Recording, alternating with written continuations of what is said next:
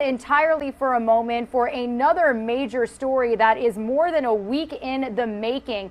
There's a new lead in the search for an escaped convict and former corrections officer out of Alabama. So we actually do want to head out to Alabama live right now, specifically to Florence. That's where Fox News correspondent Charles Watson has been following this story and has the very latest for us this morning. Charles, good morning to you.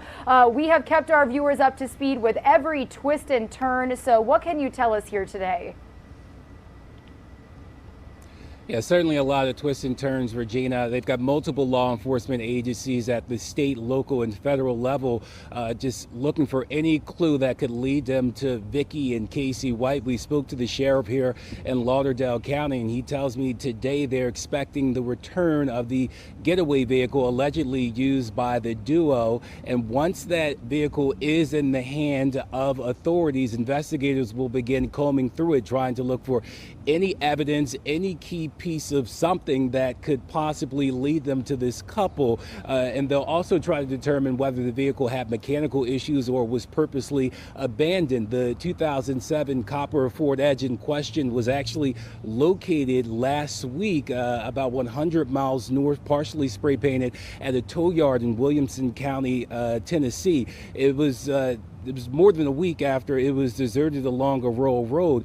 The question is whether Vicki and Casey White improvised from there or actually got into another vehicle.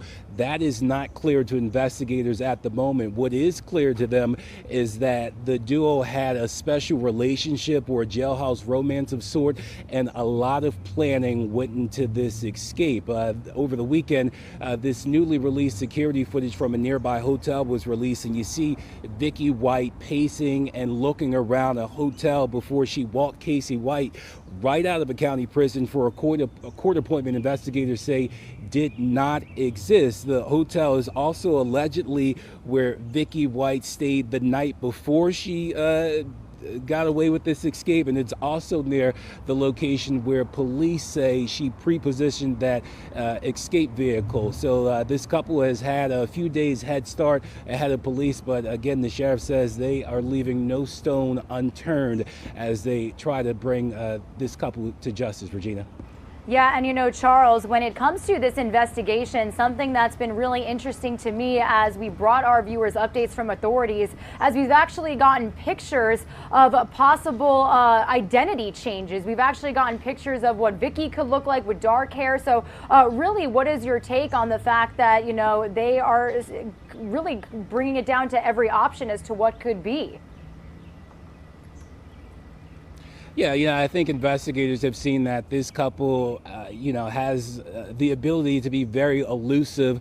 Certainly, they've seen that over the last 10 days or so. So they are asking the public to be vigilant and to not only look out for those original pictures of Vicki White with the blonde hair, but also, have an idea of what she would look like with darker hair, maybe black or brown hair. They also released photos of Casey White and some of his tattoos, some of which authorities say are affiliated with a local Alabama white supremacy group. And, in speaking to the sheriff yesterday, he said it is actually a possibility that some of these white supremacy groups, whether it be here in Alabama or up in Tennessee, could be helping to hide the couple out and, sort of keep them low key as they have, a lot of pressure and heat on them right now. They certainly have a lot of funds available to them.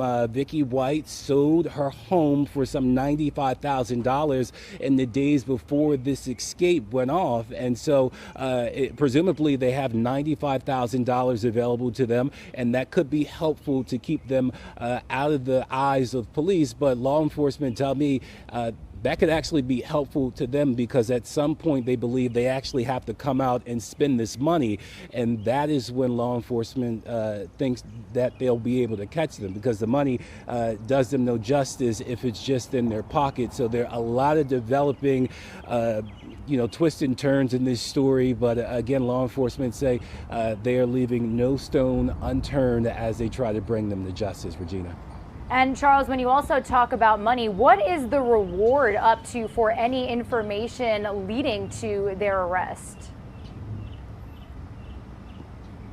Yeah, so the governor of Alabama, Kay Ivey, on Friday, I believe, she added an additional $5,000 for the rewards for each of them. So the reward for Casey White is now up to $15,000, and the reward for Vicki White is up to $10,000. So you're talking about $25,000 for information leading to the arrest for both of them. And you know, we've actually been hearing from law enforcement professionals, experts, and a lot of them believe that this reward, once it gets to a level that's big enough, maybe more than 25,000, maybe you're talking 50, 75,000, who knows? Once it gets big enough and people start seeing that this is a lot of money, that is when things are going to get a whole lot tougher for Vicki and Casey White, because whether, you know, it's a stranger or folks that they actually know, they think people will actually, you know, pick up the phone and call them, because the money will certainly be an incentive.